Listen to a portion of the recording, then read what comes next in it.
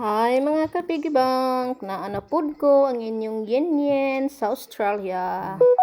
Guys, ubani ko ninyo today mag-exercise ko while nag-wait ko sa akong hobby.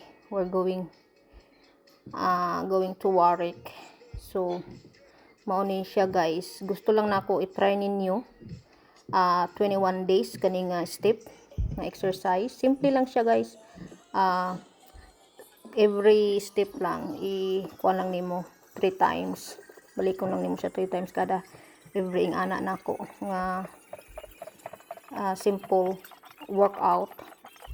21 days lang ni siya guys, and then makita nimo kung unsa ang result sa pag-exercise, especially karon sa tuwa guys nga mga 40s na beta. I just noticed guys nga since kanang nagkuan bitaw ko, nagtungtong ko og 35, nag-struggle gud ko lose weight din mo ang akong metabolism, grabe gud kahinay. Dati baya 47 48 ba ako, karon sus Ginoo ko 50 51 52, happy na ko mag-maintain sa 50. So mao nang need gud nato mag extra efforts bisag unsa ta kakapoy sa tong trabaho, lahi gud gihapon kanang mag-exercise ta. Even just 10 minutes a day, okay na ba na siya. Kanin exercise anytime nimo na siya buhaton.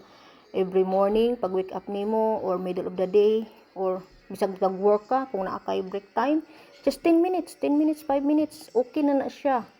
Then kung makuanggid ka before bed, ako sometimes makalimot gid ko. Before bed, kuanggid ko, may extra effort gid ko. So na good time nga kapoy din, especially sa akong situation karon nga na ako'y plantar fasciitis nga akong mga tiil, akong lapalapa kanang magsakit. So mo nang maglisi gud ko og exercise kay magsuffer man gud dayon ko og sakit kayo akong mga tiil. So I love walking before, so di na ko ana maka walk karon tungod sa akong plantar fasciitis, nagsuffer ko. So kanina lang mga simple nga step, at least mo kuan ang akong weight, mo maintain na lang ba, wala na ako nangandoy nga mobalik akong figure 10 years ago. So happy na ko nga mag-maintain na lang ko og mga 50, okay na siya.